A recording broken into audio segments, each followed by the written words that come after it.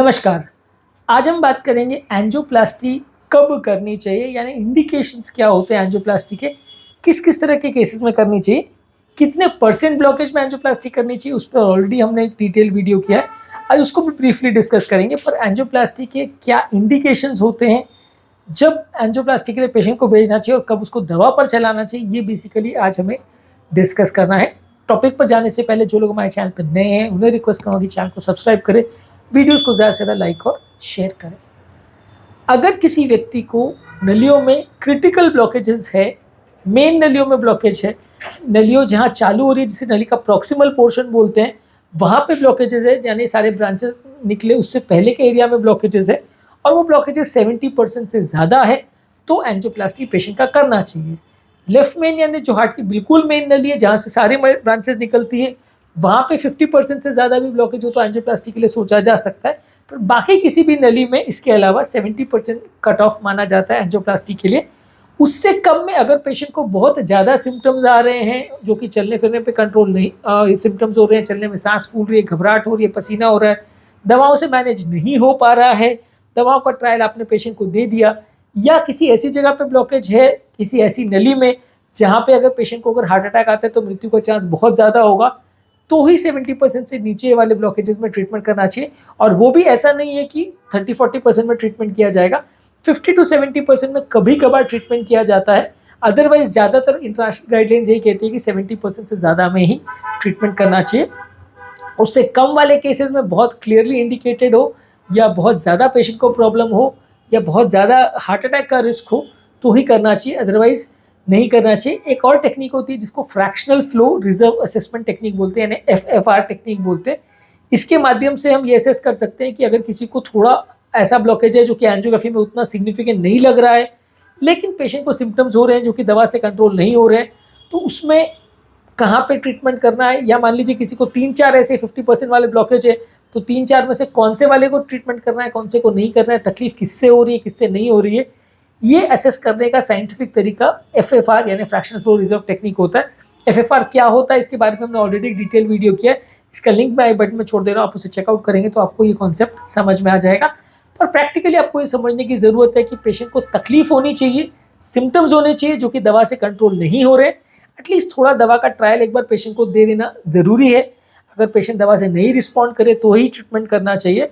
और 70% से ज़्यादा ब्लॉकेज हो किसी भी बड़ी नली में, छोटी छोटी ब्रांचेस में अगर जिसका साइज 2-2.25 मिलीमीटर से कम है, छोटी छोटी ब्रांचेस है, उसमें ट्रीटमेंट नहीं करना चाहिए, उसमें फ़ायदा ज़्यादा नहीं मिलेगा। उनमें अगर अटैक आता भी है तो भी जान का खतरा नहीं होगा उतना ज़्यादा, इसलिए बड़ी नलियों में करना चाहिए,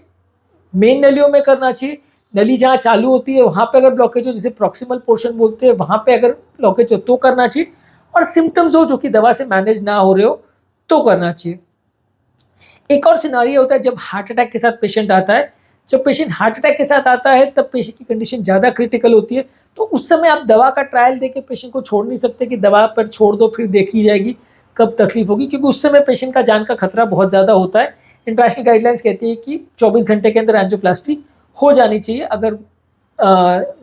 मीडियम लेवल का अटैक है, और अगर बड़ा हार्ट अटैक है तो 1 से 1.5 घंटे के अंदर एंजियोप्लास्टी हो जानी चाहिए, जिसको एसिड एलिवेशन इन्फेक्शन बोलते हैं। तो वैसे केसेस में अगर किसी को अगर हार्ट अटैक आया है और ब्लॉकेजेस ज़्यादा है, 70% से ज़्यादा है, नली का फ्लो कॉम्प्रोमाइज़ है, तो एंजियोप्लास्टी होना चाहिए। उसमें भी 20-30% ब्लॉकेज हो तो प्लास्टी नहीं करना है, 70% से ज़्यादा है तो ही करना है, मेन नलियों में तो ही करना है, बड़ी ब्रांचेस में हो तो ही करना है, छोटी छोटी नलियों में प्लास्टी नहीं करना है, क्योंकि उसमें अगर अटैक आता भी है तो भी उतना रिस्क पेशेंट को नहीं होगा, उनको दवा पर चलाया जा सकता है।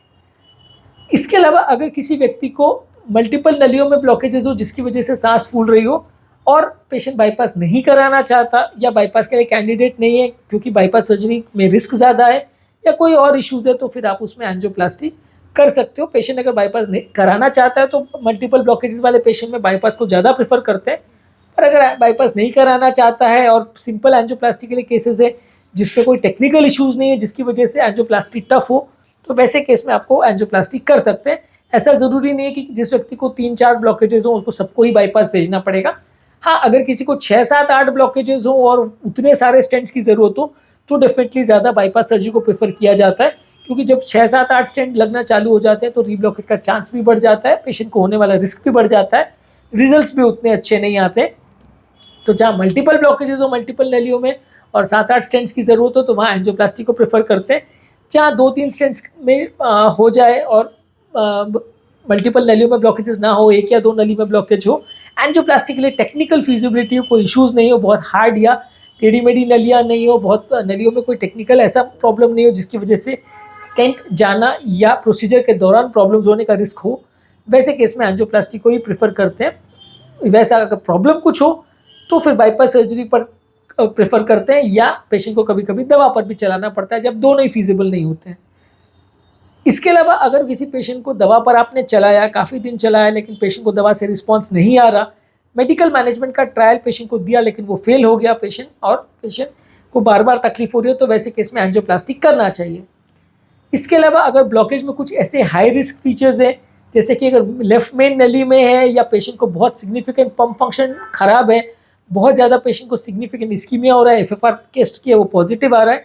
तो वैसे केस में एंजियोप्लास्टी करना चाहिए, अदरवाइज नहीं करना चाहिए। इसके अलावा क्रॉनिक ओक्लूजन्स अगर हैं जिसमें ब्लॉकेज 3 महीने से पुराना नली 100% अगर बंद हो गई है और उसकी वजह से भी पेशेंट को अगर तकलीफ हो रही है, तो वैसे केस में भी एंजियोप्लास्टी की जा सकती है। हालांकि क्रॉनिक ओक्लूजन्स को एंजियोप्लास्टी द्वारा ट्रीट करना थोड़ा ज़्यादा टफ होता है, तो वैसे कई केसेस को जहाँ टेक्निकल फीजिबल नहीं हो और क्रॉनिक ओक्लूजन अगर एंजियोप्लास्टी द्वारा नहीं खुल पाते तो वहाँ बाईपास सर्जरी को प्रेफर करते हैं। इसके अलावा अगर किसी को पहले बाईपास सर्जरी की और बाईपास फेल हो गया हो या बाईपास के ग्राफ्ट में रीब्लॉकेज आ गया हो, तो भी एंजियोप्लास्टी को प्रेफर करते हैं, क्योंकि दोबारा उनमें बाईपास सर्जरी करना थोड़ा टफ है। तो वैसे केस में भी आप फेल्ड बाईपास वाले पेशेंट में या बाईपास के बाद नया ब्लॉकेज अगर आ रहा है तो भी वैसे केस में आप एंजियोप्लास्टी को प्रेफर करते हैं।